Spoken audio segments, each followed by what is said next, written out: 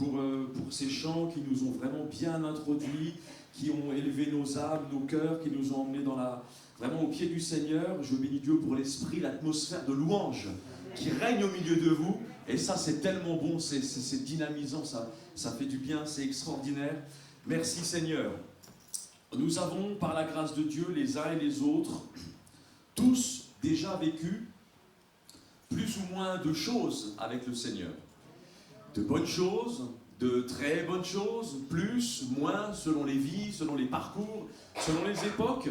Mais je bénis Dieu de ce que sa parole nous montre clairement, qu'il est le Dieu qui veut faire toujours infiniment plus que ce que nous avons vécu par le passé.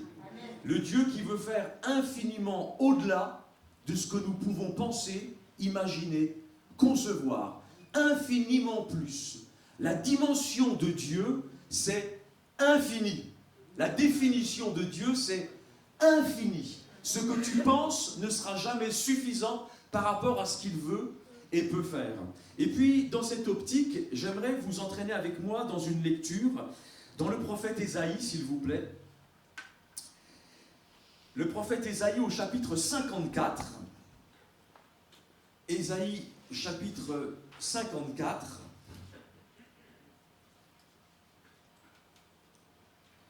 Verset 1er. J'ai pas mis sur le PowerPoint, je n'ai pas mis le verset. J'ai juste gravé quelques pensées pour notre méditation. Ésaïe, pour ceux qui l'ont avec moi, sinon ça va s'afficher, j'imagine, Ésaïe 54, verset 1er. Réjouis-toi, stérile, toi qui n'enfantes plus.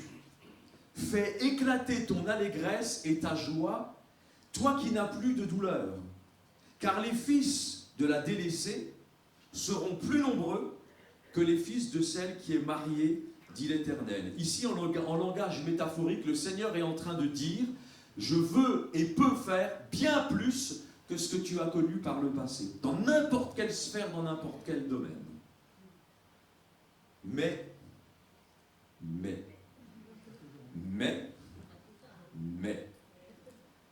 parce que dans la parole de Dieu, toutes ces promesses sont soumises, oui et amen, elles sont certaines, mais elles sont quand même soumises à condition. Toutes les promesses de Dieu sont soumises à condition. Toutes les promesses de Dieu sont conditionnées, liées. Il y a toujours la part de Dieu, la part d'impossible, et il y a la part de possible. Et si vous voulez vivre les promesses, il faut regarder les impératifs qui sont liés à ces promesses. Et c'est systématique, c'est toujours, c'est tout le temps. Mais, le Seigneur dit aussi, élargis l'espace de ta tente. Qu'on déploie les couvertures de ta demeure. Ne retiens pas. Allonge tes cordages et affermis tes pieux, car tu te répandras à droite et à gauche, ta postérité envahira les nations et peuplera des villes désertes. Amen. Je m'arrête ici, tout ce chapitre 54 d'Ésaïe est magnifique et extrêmement instructif, mais il y a largement ici de quoi faire avec ce que nous venons de lire ensemble. Ce passage contient, comme Ésaïe 54, de magnifiques promesses de restauration.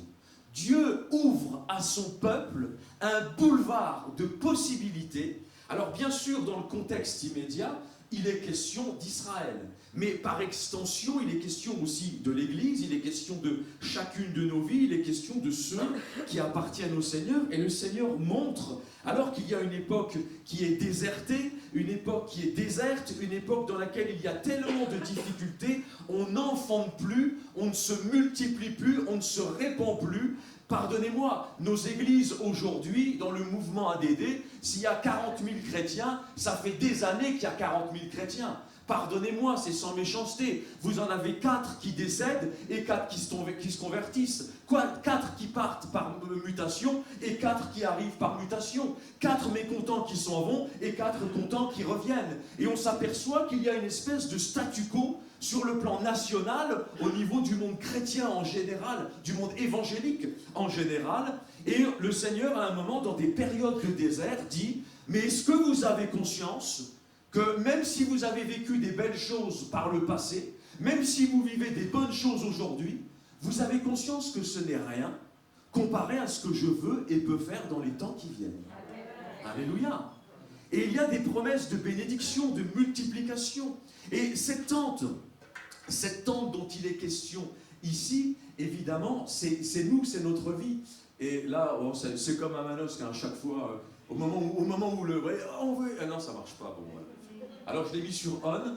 Si jamais tu as la commande, si tu as le contrôle, écoute, vas-y, tu peux changer les diapos au fur et à mesure. Essaye de suivre. Ouais, voilà, c'est bien. Cette tente, bien sûr, dont il est question, c'est une métaphore, c'est une image. C'est pour désigner notre vie. Cette tente, c'est nous. L'apôtre Paul est clair, nous sommes l'habitation de Dieu en esprit, nous sommes le temple du Saint-Esprit, l'Épître aux Hébreux proclame sa maison, c'est nous. Et bien sûr, cette tente dont il est question, ici, c'est nous. Pour le Seigneur, il n'y a aucun problème. Il sait déjà ce qu'il veut faire, il sait déjà comment il va le faire. Il veut et peut faire infiniment au-delà de ce que nous avons vécu ou de ce que nous vivons. Je ne dis pas qu'on n'a rien vécu, hein. Je ne méprise jamais le passé. Je ne méprise même pas ce que nous vivons aujourd'hui, merci Seigneur. Mais lui, il a envie de beaucoup plus. Il veut toujours aller plus loin. Il y a toujours tellement plus à vivre avec lui. Mais le Seigneur, ici, dans ce texte d'Ésaïe 54, va placer son peuple face à ses responsabilités. Et nous faire comprendre qu'il n'ira jamais au-delà de ce que nous lui donnons. C'est nous, en vérité, qui pouvons le limiter. C'est nous qui pouvons dire stop. C'est nous qui fixons des limites à son action. Et c'est pour ça que le Seigneur, étant prêt à manifester tellement plus dans tellement de domaines, appelle son peuple génération après génération. C'est bien ce que tu as vécu, c'est bien ce que tu vis, mais moi j'ai envie de faire tellement plus. Et si tu veux vivre plus, si tu veux vivre mieux, si tu veux vivre dans des plus grandes dimensions de la présence, de l'action de Dieu, dans l'action, dans le domaine, les dimensions du miraculeux, il va vraiment falloir que tu me fasses beaucoup plus de place. Il va falloir élargir tout ça. Élargis, 4 points simples. Élargis l'espace de ta tente. Ici, c'est un langage forcément imagé, pour nous faire comprendre, bien sûr, que Dieu veut faire bien plus que ce qu'il a déjà fait, pour nous placer devant nos responsabilités, mais le Seigneur veut vraiment ici nous amener à méditer, à réfléchir. Comment je vais faire pour élargir ? Ça veut dire quoi concrètement ? Concrètement, d'un point de vue pragmatique, je fais quoi ? Élargis l'espace de ta tente. Fais plus de place au Seigneur. Ouais, je veux bien concrètement. Concrètement, c'est très simple. Vous savez, dans nos maisons, c'est la tendance aujourd'hui. Avant, tout était cloisonné. Hein, vous savez, on avait des petites pièces, etc. Puis les années passant, on a eu cette grande mode. C'est encore maintenant, c'est-à-dire qu'on aime les grands espaces. On casse les murs, on fait les travaux et on agrandit. On a le séjour qui donne sur la cuisine qui donne sur le salon, sur le cellier, sur la terrasse. Et on aime aujourd'hui, on aime les grands espaces. Si vous avez eu une ancienne maison et que vous l'avez modernisée, qu'est-ce que vous avez fait pour agrandir ? Ben vous avez cassé des murs. Et bien c'est aussi simple que ça. Comment est-ce qu'on élargit ? On élargit en cassant des murs. Et pour que le Seigneur puisse avoir plus de place, il faut que je renverse des murs. Et là, c'est pas le Seigneur qui renverse les murs à notre place. C'est nous qui choisissons, nous gardons des murs ou nous renversons les murs pour lui faire plus de place. On a entendu un don spirituel. C'était pas avec des murs, c'était avec la pierre qui devait être roulée. Il y a des tas de miracles, frères et sœurs, qui ne peuvent pas avoir lieu, qui n'ont pas lieu dans nos églises, qui n'ont pas lieu dans nos familles, qui n'ont pas lieu dans nos couples ou dans nos vies personnelles, ou peu importe la sphère dans laquelle le Seigneur voudrait faire le miracle. Pourquoi ? Parce qu'il y a des pierres qu'on n'a pas roulées. Mais ce n'est pas Jésus qui a roulé cette pierre-là. Ce n'est pas un ange qui a roulé cette pierre-là. Jésus a dit, c'est à vous de rouler cette pierre si vous voulez que le miracle ait lieu. Et là, c'est une autre image, mais en réalité, pour élargir, il faut renverser des murs. Des murs, quoi comme genre de murs? Qu'est-ce que tu veux que j'abatte, Seigneur? Eh bien, il y a les murs qui sont entre lui et nous. Combien de fois nous entendons, nous lisons, le Seigneur nous montre des choses, et j'aime souvent dire que la parole de Dieu ne me dit jamais ce que j'ai envie d'entendre. Il me dit toujours ce que j'ai besoin d'entendre. C'est pas la même chose. Et quand le Seigneur ne me dit pas ce que j'ai envie d'entendre, mais ce que j'ai besoin d'entendre, il y a un petit peu ce truc, vous savez, on s'excuse, on se dédouane, on légitimise nos situations, on légitimise notre médiocrité, et puis ça rentre par là, ça sort par là, oui, mais faut comprendre, parce que ceci, parce que cela, oui, d'accord. Mais quand il y a des murs de désobéissance, un mur, c'est un mur. Et tant que je n'ai pas obéi à ce que Dieu me demande de faire, parfois ce sont des murs de négligence. Est-ce que j'ai fait quelque chose de mal? Pas nécessairement, mais peut-être qu'avec Dieu, je suis, au lieu d'avoir un appétit spirituel, peut-être que je suis apathique, léthargique. Ça s'appelle de la négligence. Je laisse faire, je laisse couler. Je ne prends pas les choses en main, je ne m'investis pas, je ne suis pas déterminé, il n'y a pas de hardiesse, pardonnez-moi, il n'y a pas de trip, il n'y a pas de niaque, j'en veux pas avec Dieu, je suis doucement le matin et pas trop vite le soir avec le Seigneur. Hein. La négligence, parfois c'est de l'impureté, de la souillure, parfois il y a un mur de tradition, de religiosité, on a l'habitude, on veut toujours rester dans les mêmes carcans, on fait les mêmes choses, de la même façon, au même endroit, au même moment, et c'est traditionnel, c'est routinier. Mais Dieu s'ennuie.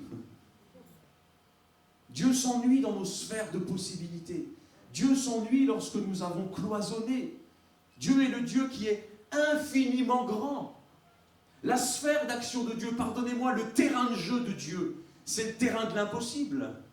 Pour ce qui est du possible, on se débrouille très bien tout seul. Quand je suis dans une sphère de possible, un petit espace clos dans lequel je maîtrise bien ma petite critique, mon petit échec, ma petite désobéissance, ma petite misère, ma petite j'ai légitimé ceci, et puis là ma petite dispute, et puis ceci, et puis cela. Je maîtrise. Mais Dieu s'ennuie dans ces sphères-là. Qu'est-ce que vous voulez qu'il fasse? Dieu est infini. Il est le Dieu non pas des possibilités, il est le Dieu de l'impossible. Alors des murs doivent être renversés entre lui et nous. Lorsque Jésus est venu, il y avait un mur, un seul mur, que lui seul pouvait renverser, c'était impossible. Par la mort de la croix, il nous est dit, c'est Paul qui le dit, dans Éphésiens 2, il a renversé le mur de séparation. Personne ne pouvait renverser par son œuvre, sa justification personnelle ou autre, personne ne pouvait renverser le mur de séparation entre Dieu et nous. Jésus a fait sa part d'impossible. Ce mur, il l'a renversé par la puissance de la croix et de sa résurrection. Et il l'a explosé comme il faut, jusqu'à la dernière brique, il ne reste plus rien. Et on a un libre accès au sein des saints, à la présence même de Dieu. Le mur, le voile a été déchiré, le mur a été complètement renversé. Ça, c'est sa part. Mais tous les autres murs... Oh, vous êtes contents que je fasse ce matin? C'est nous qui devons les renverser. D'accord? Des murs entre lui et nous. Il y a des murs entre lui et nous, mais il y a aussi des murs entre nous. Tout ce qui attriste le Saint-Esprit, tout ce qui empêche le Saint-Esprit de donner la pleine mesure de ce qu'il est. Le Saint-Esprit n'est pas seulement une huile, un fleuve, un feu, un souffle puissant. Il est aussi une colombe. Et la colombe, vous savez, il ne faut pas grand-chose pour lui faire peur. Elle est tellement pure qu'il ne faut pas grand-chose pour l'effaroucher. Et il suffit d'une parole, un regard méprisant. On a des murs de rejet. On a des murs de préjugés. On a des murs, parfois, on n'a rien fait de mal, on n'a rien dit de mal. On a des murs d'indifférence. On a des murs de suffisance. Qu'est-ce que tu veux que je fasse avec des chrétiens comme ça? Mais moi, j'ai pas besoin de lui, moi, il m'embête, lui. Qu'est-ce que tu veux que je fasse avec une sœur comme ça? Qu'est-ce que je vais faire avec ça? Il n'y a que le Seigneur qui peut être patient avec elle, c'est pas. À part le Seigneur, on se demande qui peut la supporter. Mais vous voyez, frères et sœurs, le Saint-Esprit est tellement sensible que pour lui, ça, ce sont des murs qui l'entravent. Le Saint-Esprit restera toujours dans nos églises. Jamais il nous abandonnera. Il ne partira pas. Il est là, il ne nous abandonnera pas. Mais le problème, c'est que quand il est attristé, il se retrouve enfermé dans des coins de nos cœurs, dans des coins de nos vies, dans des coins de nos assemblées. Et il ne peut pas donner la pleine mesure de ce qu'il est, parce qu'il est lié. Il est comme sclérosé. Il est dans des murs de rejet, de suffisance, d'indifférence. Et Dieu a besoin que nos cœurs, non seulement s'élargissent pour lui, mais que nos cœurs s'élargissent les uns pour les autres. Et un jour, l'apôtre Paul a écrit aux Corinthiens, j'ai oublié, non, elle est là, tiens, sur le point, 2 Corinthiens 6, pour ceux qui notent. 2 Corinthiens 6, à un moment, l'apôtre Paul dit, mais nos cœurs corinthiens, nos cœurs s'étaient élargis pour vous. Mais aujourd'hui, si ça ne marche plus, c'est parce que vous, vos cœurs se sont rétrécis. Et il dit, je vous en supplie, élargissez-vous. Faites de la place dans vos cœurs pour nous.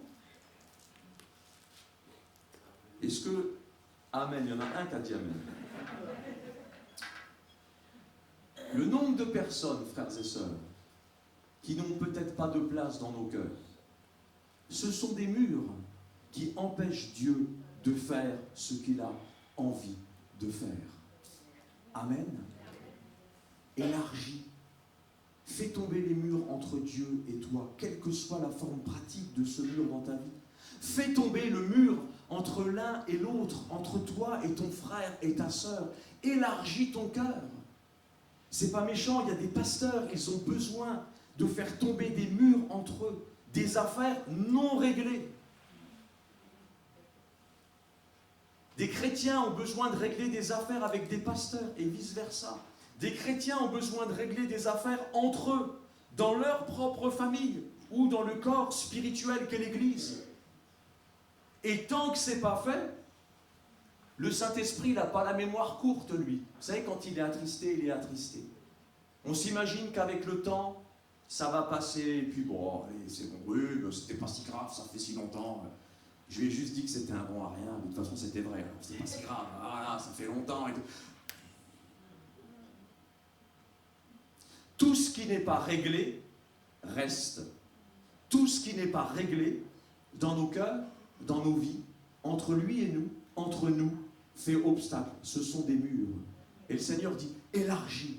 J'ai envie de répandre mon action, ma puissance, les miracles. Je veux répandre ma présence. Je veux répandre mon onction au milieu de vous. Je veux répandre, je veux agir, je veux faire. Je veux te multiplier sur le plan qualitatif. Je veux te faire vivre des dimensions de ma présence que tu n'as encore jamais connues, tu n'avais jamais vécu avant. Je veux te faire répandre aussi d'un point de vue numérique, quantitatif. Il faut que tu te répandes. Il faut que ça explose. Mes frères et sœurs, ce qui empêche le Saint-Esprit de donner la pleine mesure de ce qu'il est, ce ne sont pas ces murs matériels, ce ne sont pas les murs de nos bâtiments. Ce sont les murs spirituels que nous avons érigés, soit entre lui, soit entre nous. Amen. Et là, frères et sœurs, si on veut élargir, si par la foi on casse des murs, le Saint-Esprit va pouvoir passer, il va pouvoir se répandre. La deuxième chose que le Seigneur dit, qui m'a beaucoup interpellé dans ce texte, cette fois-ci ça marche, alléluia. Oui, sauf que forcément, ah ça marchait, pardon sœur, c'est parce que c'est la flèche du bas. Ah oui, mais moi j'ai pas fait Polytechnique. Hein. Donc pour en bas, c'est avancé. J'ai compris, merci. Enfin, tu me réinvites, Mathieu, comme ça la prochaine fois, je ferai bien du premier coup. Il faut élargir des murs. La deuxième chose que le Seigneur dit, c'est ne retiens pas. Ne retiens pas. Et puisqu'on parlait de travaux, vous savez que souvent, pas souvent, tout le temps, la première chose qui nous arrête, lorsque nous devons faire des travaux, la première chose qui nous amène à toujours considérer nos ambitions à la baisse, à nous contenter de moins. Ah chérie, j'aimerais que la cuisine elle soit comme ça et comme ça. Ah, le salon, la terrasse, le jardin pour les enfants, il va être comme ça et comme ça. Et puis la maison, il y aura ci, il y aura ça. Et quand je réalise combien ça va me coûter en termes d'argent, quand je réalise les heures, le temps et le dos qui va être cassé parce que je vais devoir retourner et labourer des mètres carrés de terre, ben finalement, chérie, peut-être que 70 mètres carrés, ça va nous suffire. Et puis le jardin, les enfants, avec 20 mètres carrés, ils peuvent jouer, les enfants. C'est bon, pas besoin de 500, 200 pour jouer. Ça suffit, c'est bien. La première chose qui nous arrête et qui nous amène toujours à considérer à la baisse, pour qu'on se contente de moins, pour qu'on reste dans notre petite vie tranquille, dans nos petites limites, dans nos acquis, c'est le prix, c'est le coût. Et là, le Seigneur, c'est très intéressant, le verbe ici, dans l'original en hébreu, qui a été utilisé, ça signifie littéralement refuser, restreindre, mais aussi garder pour soi. Et il y a dans ce verbe aussi une notion de coût, mais aussi au sens financier. C'est très intéressant puisque, là je ne l'ai pas mis, la version Darby par exemple, a traduit « n'épargne pas », au sens « ne fais pas l'économie ». La version Parole de vie dit comme ça « ne calcule pas tes dépenses ». La traduction Bible en français courant, BFC, Bible en français courant, ne regarde pas à la dépense. Le Seigneur est en train de me dire, je peux faire infiniment plus que tout ce que tu as connu, tout ce que tu peux penser ou imaginer. Il faut que tu élargisses, il faut faire des travaux, il faut que tu renverses des murs, il faut... Ok, on a compris. Et là, il me dit tout de suite, surtout ne regarde pas combien ça va te coûter. Oui, parce que quand tu vas aller voir ton épouse, et que tu vas t'humilier, et que tu vas demander pardon à ton épouse, parce que la façon dont tu lui as parlé, tu lui as fait mal, parce que tu l'as blessée. Ah oui, c'est pas si grave, parce que de toute façon, elle est comme ça et comme ci. Non! Mes frères, si vous avez mal parlé à vos épouses, si vous avez blessé vos épouses, si vous ne les chérissez pas, si vous n'en prenez pas soin, comme Jésus a soin de son Église, le Saint-Esprit est attristé, il ne fera rien. Rien de plus si vous ne réglez pas, si vous ne demandez pas pardon. Là, je viens de me faire environ 50 copines. Qu'est-ce que nous pouvons retenir? Qu'est-ce que nous pouvons retenir concrètement? C'est très simple.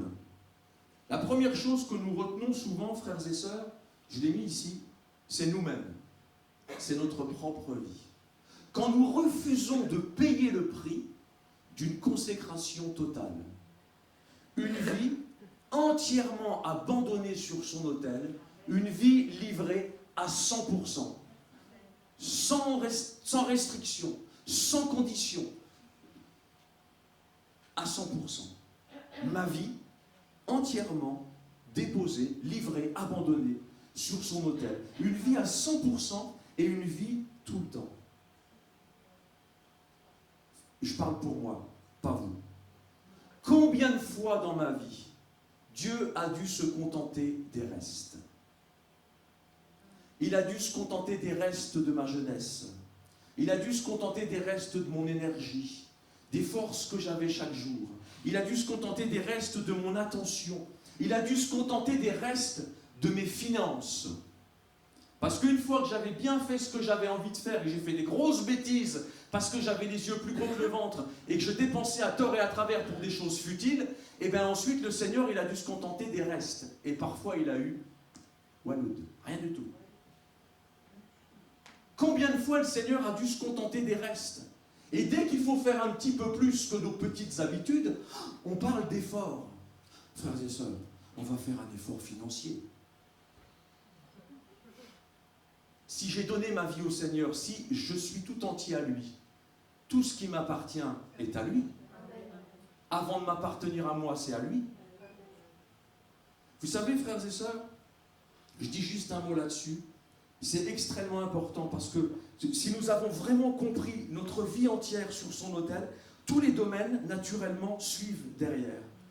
Et puis, un jour, j'étais avec mon épouse, plus moi que elle, surtout moi, j'avais eu les yeux beaucoup plus gros que le ventre. On était en région parisienne, on avait fait construire une maison, et puis après on en avait fait construire une deuxième. Les choses se sont mal passées, la crise est passée par là, nos erreurs sont passées par là, et financièrement on a bu le bouillon et on s'est retrouvé dans une situation terrible. Et le Seigneur devait se contenter des restes de mes finances. Et je priais, je criais à Dieu. J'avais la foi que Dieu pouvait intervenir. Et je priais tous les jours. Je disais, Seigneur, pardonne-moi parce que, ok, d'accord, j'ai mal géré. Seigneur, ok, Seigneur, je sais, je crois, tu vas pouvoir agir, tu vas me sortir de là. Je sais que tu peux le faire. Et je suis resté comme ça pendant des jours, à dire, Seigneur, vas-y, je sais que tu peux le faire. Qu'est-ce que tu vas faire?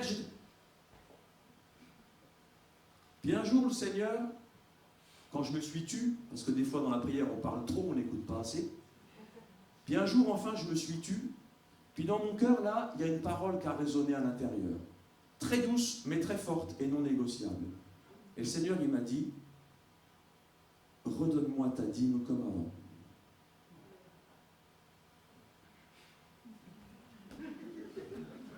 C'est pas possible, c'est pas le Seigneur qui m'a dit ça. Seigneur, qu'est-ce que tu dis, Seigneur? Tu sais dans quelle situation financière je suis? Si je te donne ma dîme alors que je suis déjà dans le rouge, j'ai l'impression de scier la branche sur laquelle je suis assis. Je vais tomber encore plus vite. Alors vous savez ce que j'ai fait? Comme le Seigneur insistait, un dimanche, j'ai pris mon chéquier au culte, discrètement, puis j'ai fait un chèque. Mais j'ai pas mis le vrai chiffre. J'ai mis beaucoup moins. J'ai mis le chèque dans l'offrande. Puis mes problèmes ne se réglaient pas, ils faisaient qu'empirer. Je dis, Seigneur, je ne comprends pas. J'ai commencé à te donner, il ne se passe rien. Qu'est-ce que tu fais, Seigneur? Et le Seigneur, il me dit, non, il dit, donne-moi ta dîme.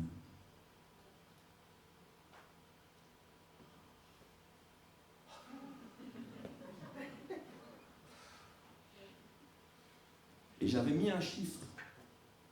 Bon, j'ai rien coché, j'avais mis 100 euros. C'était vraiment pour dire que j'avais fait quelque chose. Et le Seigneur, il m'a dit dans mon cœur, il m'a dit, qu'est-ce que tu veux que je fasse avec 100 euros? Je t'ai pas demandé 100 euros, je t'ai demandé ta dîme. Je veux que tu me fasses confiance. Qui c'est ton Dieu? C'est moi ou c'est maman, l'argent? Je dis pardon, Seigneur. Et à partir de ce moment-là, j'ai fait des actes de foi et chaque mois j'ai commencé. Ça fait des années, ça fait 15 ans. C'est pour nous, entre Anne et moi, c'est quelque chose qui est clair entre nous et Dieu. Seigneur, je t'honore, je t'honore, je t'honore, je t'honore, je t'honore. Le Seigneur, ce serait trop loin à vous raconter, j'ai fait des expériences de fou. Le Seigneur a commencé à restaurer ma situation financière. Aujourd'hui, par la grâce de Dieu, je n'ai jamais manqué de rien. Je ne comprends pas, tout est repassé dans le vert. Ça fait 15 ans, je n'ai pas eu une ligne rouge depuis 15 ans. Je ne sais pas comment Dieu a fait, mais d'étape en étape, il m'a complètement rétabli, il m'a complètement restauré. Mais à un moment, Dieu m'a dit, ne retiens pas. Qu'est-ce que tu veux que je fasse avec les restes de ton argent? Qu'est-ce que tu veux que je fasse avec les restes de ta jeunesse? Qu'est-ce que tu veux que je fasse avec les restes de ta prière? Alors on va faire un effort financier? Je ne suis pas sûr qu'il faut parler d'effort. Frère, la semaine prochaine, on va prier un petit peu plus, on va faire un effort de prière. De où la prière, c'est un effort? C'est la respiration de mon âme. Peut-être dans une semaine ou deux, on pourrait faire un effort d'évangélisation.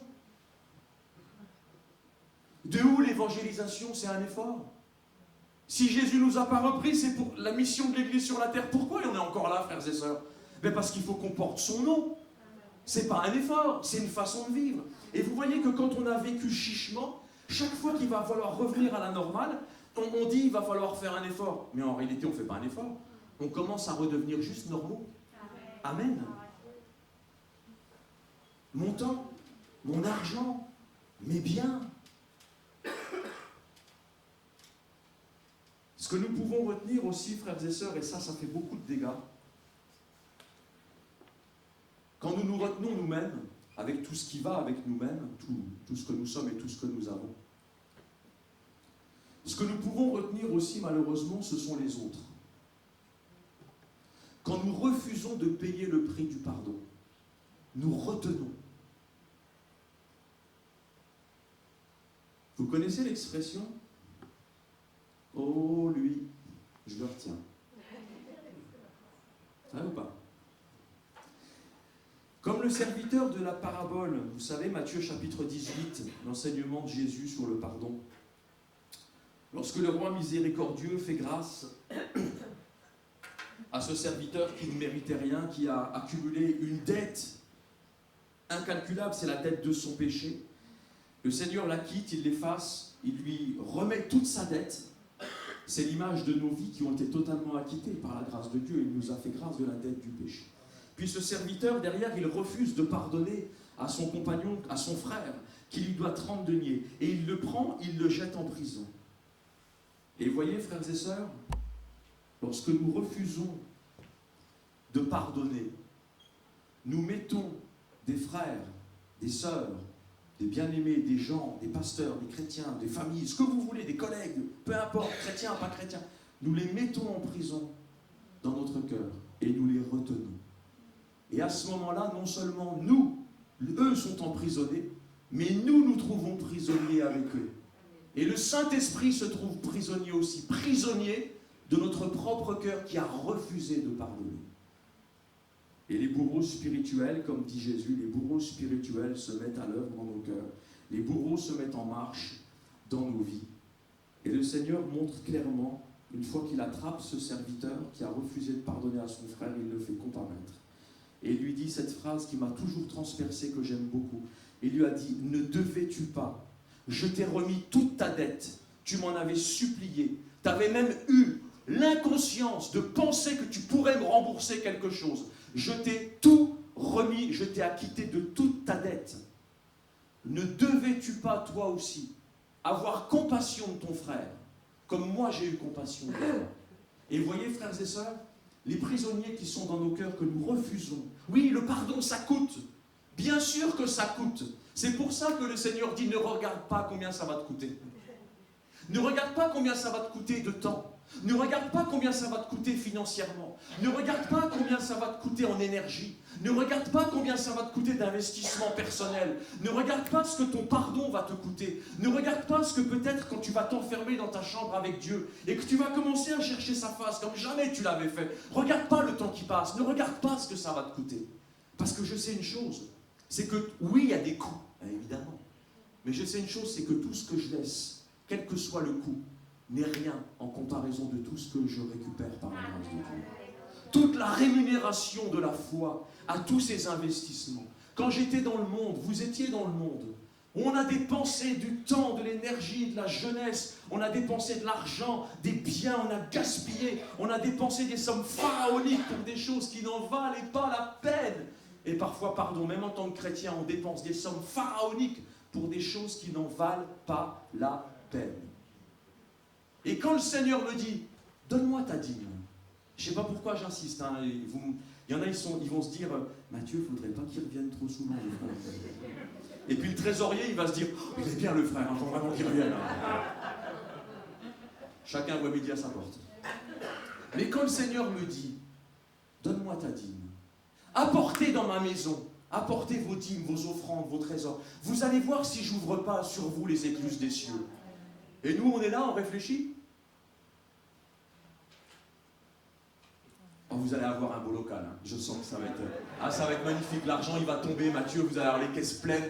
Vous allez avoir un local extraordinaire, ça c'est fantastique. Amen, gloire à Dieu. Et quand le Seigneur me dit, pardonne à ton frère,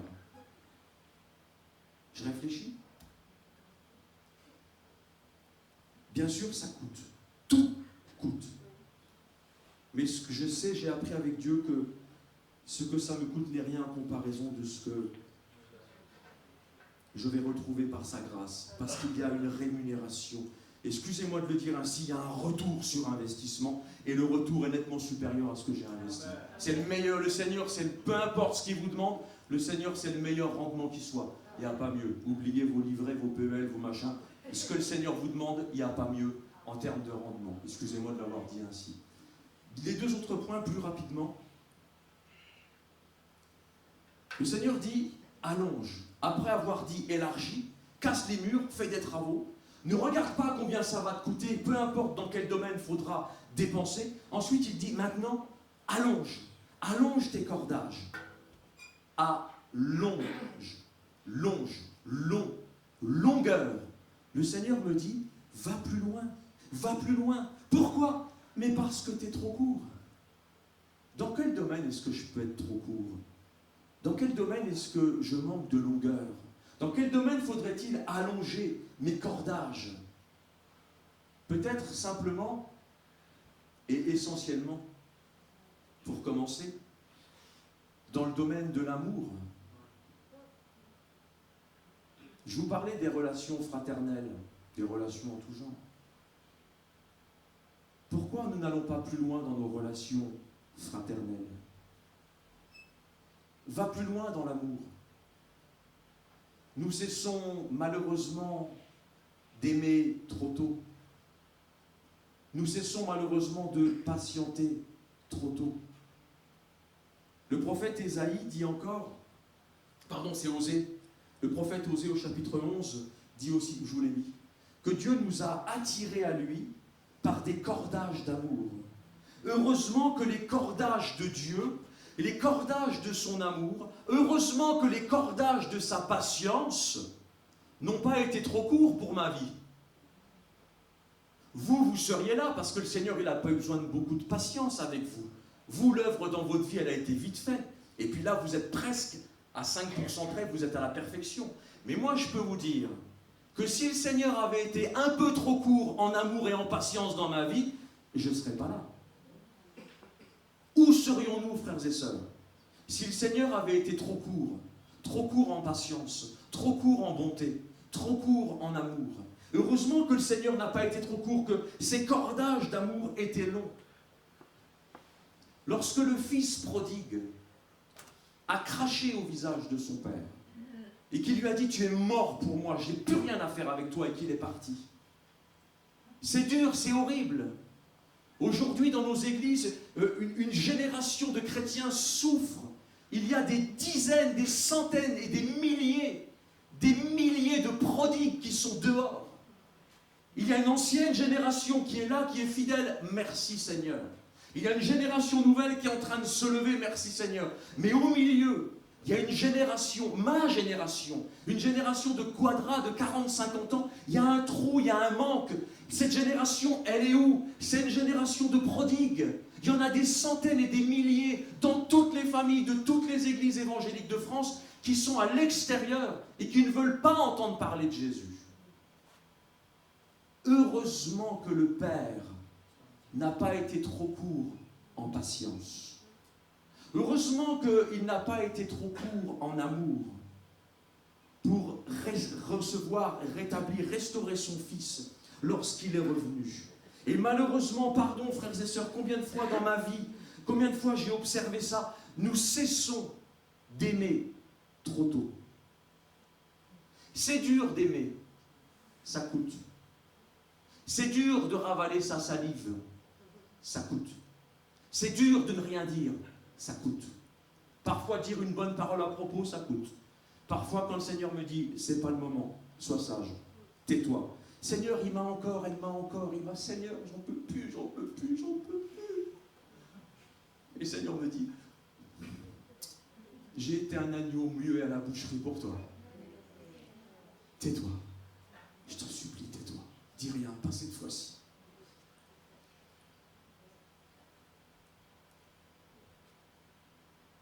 Si je suis trop court en amour, si je suis trop court en patience, il y a des œuvres que le Saint-Esprit ne pourra pas faire dans la vie de ton fils, dans la vie de ta fille, dans la vie de tes petits-enfants, de toute cette génération qui devrait être là, qui devrait faire que nos églises, elles seraient 3 à 4 fois, 5 fois plus grandes que ce que nous connaissons.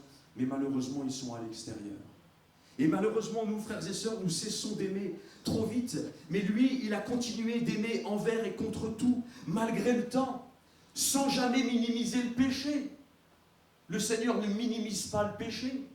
La repentance, c'est la repentance. Le fils prodigue est revenu, il a dû se repentir, il a fallu qu'il se repente. Nous, malheureusement, soit on est trop dur, soit on est trop mou. Je sais que l'équilibre est compliqué. Soit on parle trop, soit on ne parle pas assez. Soit on a un amour permissif, soit on cesse d'aimer. Soit on cautionne, soit on casse la corde. On ne minimise pas le péché, on ne minimise pas la nécessité d'une repentance, bien sûr. Mais la seule porte de retour pour ma vie, ça a été l'amour et la patience de Dieu. L'amour et la patience de ceux qui étaient dans la foi et qui priaient, qui intercédaient. Je sais, au bout d'un moment, vous en avez peut-être marre, vous en avez assez, et vous dites, Seigneur, ça fait des années que je prie pour lui. Ça fait des années que je prie pour elle. Ça fait des années qu'il ou elle me méprise à cause de ma foi et qu'il est indifférent. Et on a envie de casser la corde.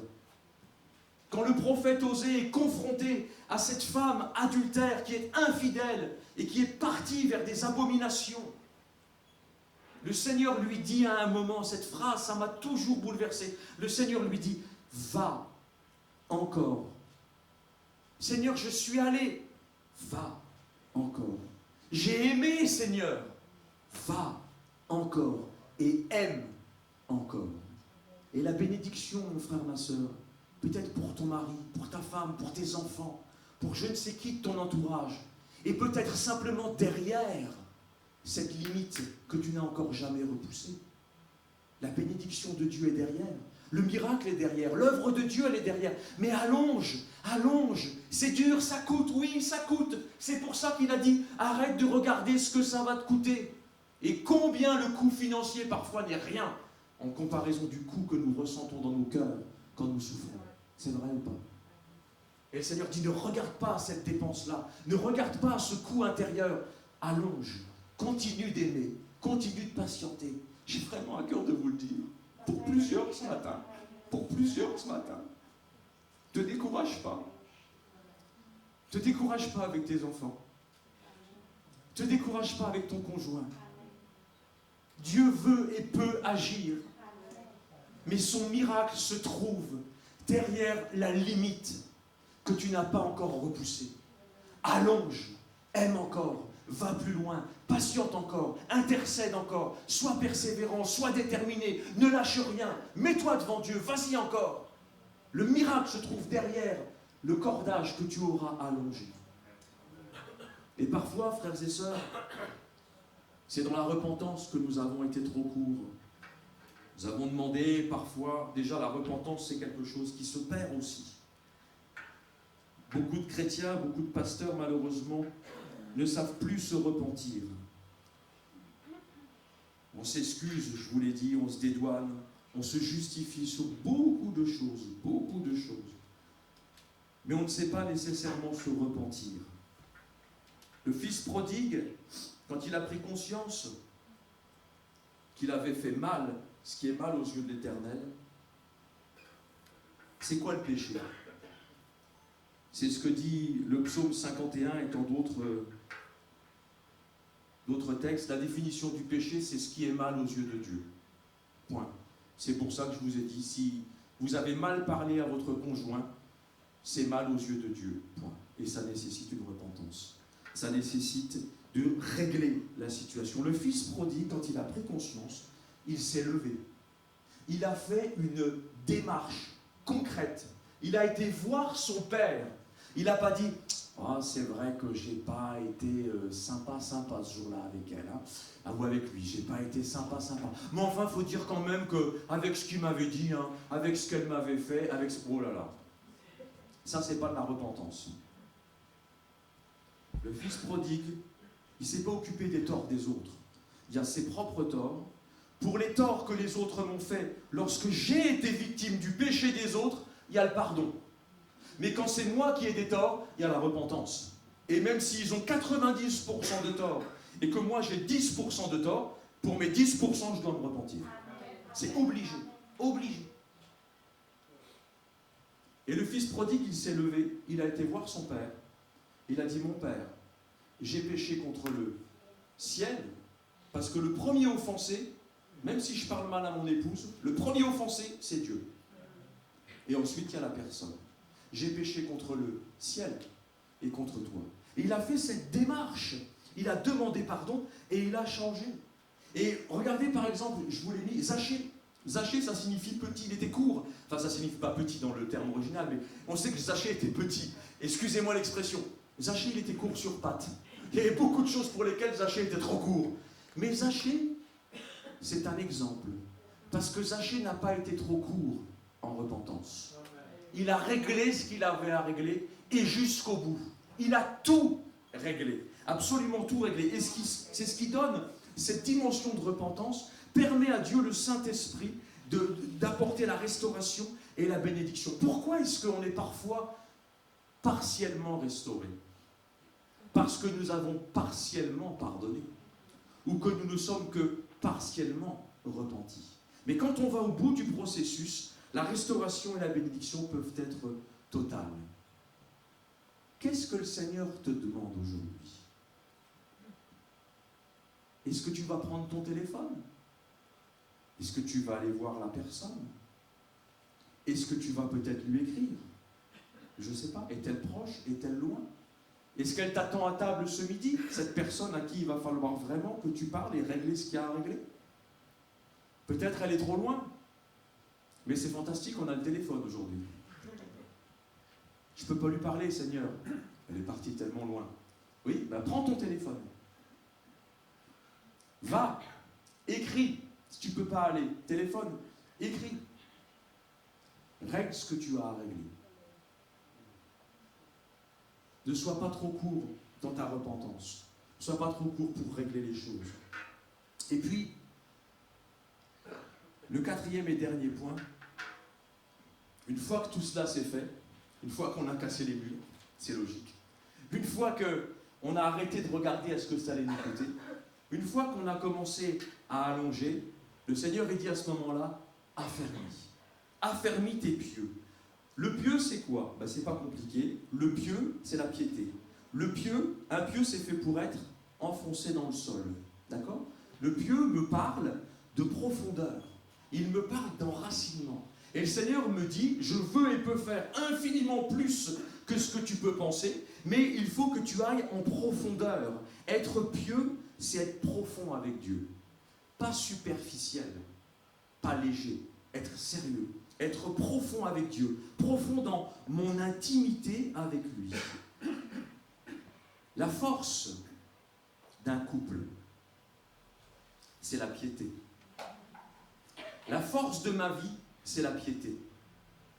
Ce qui fait la force d'un couple, c'est pas que monsieur soit le plus bel homme de la terre et madame la plus belle femme de toute la terre. Ça fait longtemps qu'on n'y croit plus.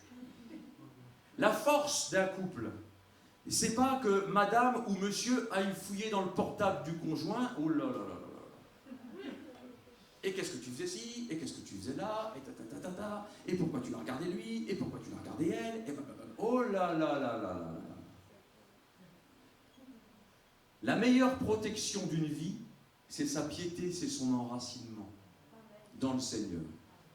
Joseph était un homme pieux, particulièrement attaché à Dieu. Le problème, ce ne sont pas les tentations qui circulent autour de ton mari sur son lieu de travail. Le problème, ce ne sont pas les beaux gosses qui circulent autour de ton épouse quand elle sort dans la rue. Le problème, c'est de savoir, oui ou non, es-tu un homme, une femme pieux, pieuse? La réponse, c'est la piété. Joseph était un homme pieux. Et lorsque la plus belle femme s'est présentée nue devant lui, la tentation, elle est énorme, hein, d'accord? Présentée nue devant lui, la plus belle femme du royaume. Il a dit non merci, veuillez vous rhabiller, au revoir madame. Elle a dit, tu veux pas coucher avec moi? C'est mon lit ou la prison. Ok, montrez-moi le chemin de la prison, on y va. Pourquoi lui, il résiste? Pardon, vous avez des frères, des sœurs. Le premier inconverti qui passe, la première belle femme, le premier bel homme qui passe,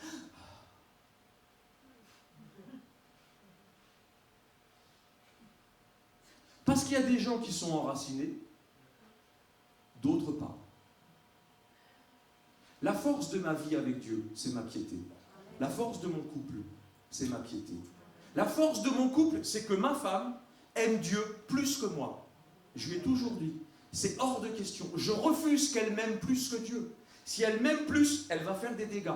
Si elle aime Dieu plus que moi, je suis en sécurité. Dans tous les sens du terme. Et son intérêt, c'est que moi, j'aime Dieu plus qu'elle. Et seulement à cette condition-là, Dieu se porte garant de mon couple. Et là, ça peut fonctionner. Et là, ça peut durer dans le temps. Même si demain, je vous dis, vous avez toutes les Adriana Carambeu qui tournent autour de votre mari, c'est pas un problème. Mon mari est attaché à Dieu. Qu'est-ce que je risque? Un pieu qui est mal enfoncé. La première bourrasque, le premier petit coup de pied, le premier coup de main, vous le prenez, vous l'arrachez. Si le pieu est bien enfoncé, vous pouvez y aller, ça ne sort pas. Une plante, prenez une plante qui n'a pas de racines. La première tempête qui passe, première épreuve, difficulté de la vie, elle est arrachée. Prenez une plante qui a des racines solides, une vie de piété avec Dieu, des racines solides. Les tempêtes passent sur cet arbre, sur cette plante, année après année. Les plus fortes bourrasques peuvent passer sur elle, jamais elle est déracinée. Pourquoi il y a des gens qui s'effondrent à la première épreuve et pourquoi vous en avez d'autres, 20 ans, 30 ans, ils ont vécu le meilleur avec Dieu, mais en passant par le pire. Pourquoi ils sont encore là? Parce qu'ils avaient de la piété. Ils étaient enracinés. Et la réponse, c'est la piété. L'édifice spirituel qu'est ma vie, plus je veux qu'il s'élève, plus il va falloir des fondations solides. Vous voulez faire un petit abri de jardin, un petit truc sympa dans votre jardin? Pas de problème. Faites une petite chape de 10 cm avec un petit treillis soudé, une petite chape en béton de 10 cm. Vous mettez un petit abri de jardin, ça va aller très bien. Vous voulez faire une maison? Je vous déconseille la chape de 10, ça va pas le faire. Vous voulez faire une maison avec un étage? Il va falloir plus de fondations que la maison sans étage. Vous voulez un immeuble de 4 étages? Peut-être que vous voulez un grand immeuble, je ne sais pas, avec des salles d'école du dimanche, un auditorium, une cafétéria, je ne sais pas, salle de concert, je ne sais pas. Vous voulez un immeuble de 4 étages? Faites des fondations en conséquence. Quand vous sortirez de votre église, là, de votre bâtiment, vous regarderez en face. Vous regarderez le trou qu'ils ont creusé. Et rien qu'au trou qu'ils ont creusé, vous savez quelle hauteur ils envisagent de construire. Je ne sais pas, je n'ai pas regardé. Ma main a coupé, à mon avis, il y aura 4 étages. Mais vous me direz quand ce sera construit. Ok? Si je veux que ça monte, il faut absolument descendre. Il faut absolument être profond. C'est l'image du pieu, de la plante, de l'édifice. Affermis tes pieux. La force de ma vie, c'est la piété. Alors le Seigneur me dit, tu vois, moi je suis là. Je veux vraiment, et je peux, j'ai le cœur et j'ai la puissance de faire bien plus que tout ce que tu peux penser, imaginer. En termes qualitatifs, en termes quantitatifs, en termes d'action dans ton cœur, dans ta vie, dans ta famille, sur ton lieu de travail, dans ton quartier, dans ton voisinage. Je peux regarder la parole de Dieu. Tout est une succession de miracles, d'impossibilités, des choses les plus folles et impossibles qui se sont accomplies par la puissance du Saint-Esprit. Dieu veut et peut faire infiniment au-delà de ce que nous pensons ou imaginons. Mais le Seigneur me dit, n'oublie pas, tu as des responsabilités. Tu veux voir ma puissance, mon œuvre et ma gloire? Ok, élargis, fais-moi de la place, casse les murs. Arrête de regarder toujours combien ça va coûter. Arrête tes calculs d'apothicaire. Puis ensuite, commence à allonger. Va plus loin. Puis quand tu vas plus loin, creuse aussi, descends, sois plus profond. Parce que si tu veux allonger, il faudra être plus solide. Et avec ces éléments-là, le Seigneur me dit, tu vas voir si je ne vais pas agir, multiplier, si je ne vais pas te surprendre. Quand tu auras fait ce que toi, tu as à faire, et là, ma vie va pouvoir se répandre en abondance. Amen. On peut se recueillir un instant, s'il vous plaît. Merci pour votre patience.